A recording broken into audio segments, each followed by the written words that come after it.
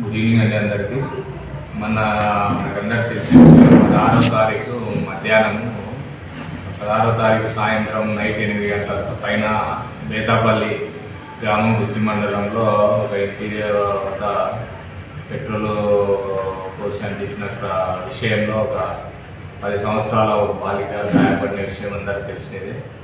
Main ముఖ్యంగా ఇది గాయపడిన అమ్మాయి తండ్రి మరియు కాల్చినటువంటి వ్యక్తి అయినటువంటి శ్రీనివాస్ ఇద్దరు ఆ రోజు 16వ తారీఖు మధ్యాహ్నం తొండ వదిలినారు అనే విషయంలో చిన్నపాటు మాటలు మాట్లాడుకోవడం జరిగింది. అక్కడ ఉన్నటువంటి వాళ్ళు సర్ది చెప్పి పంపించినారు.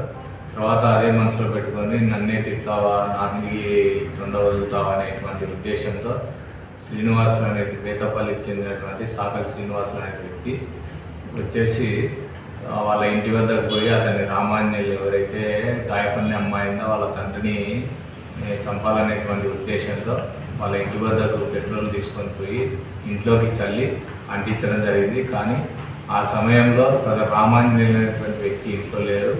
వాళ్ళ భార్య, కొడుకు, కూతురు గాయపడినటువంటి లక్ష్మి అనేటువంటి అమ్మాయి ఉంటున్నది.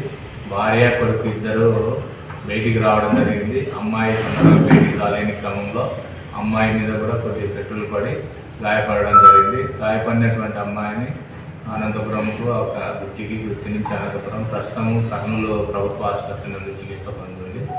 మేము ఎస్పీ గారి యొక్క ఉత్తర్వుల మేరకు మరియు మా డిఎస్పీ గారి యొక్క సూచనల మేరకు ప్రత్యేక టీంలు పెట్టుకొని ఈరోజు కాల్చినటువంటి పెట్రోల్ పోసి కాల్చినటువంటి చాకల్ శ్రీనివాసుని గుత్తి రైల్వే స్టేషన్ సమీపంలో ఉన్నటువంటి ఆంజనేయ స్వామి గుడి వద్ద ఉండగా అతను పారిపోవడానికి ప్రయత్నించగా పట్టుకొని ఈరోజు కోర్టు నందు ప్రవేశపెట్టడానికి రిమాండ్ పంపడం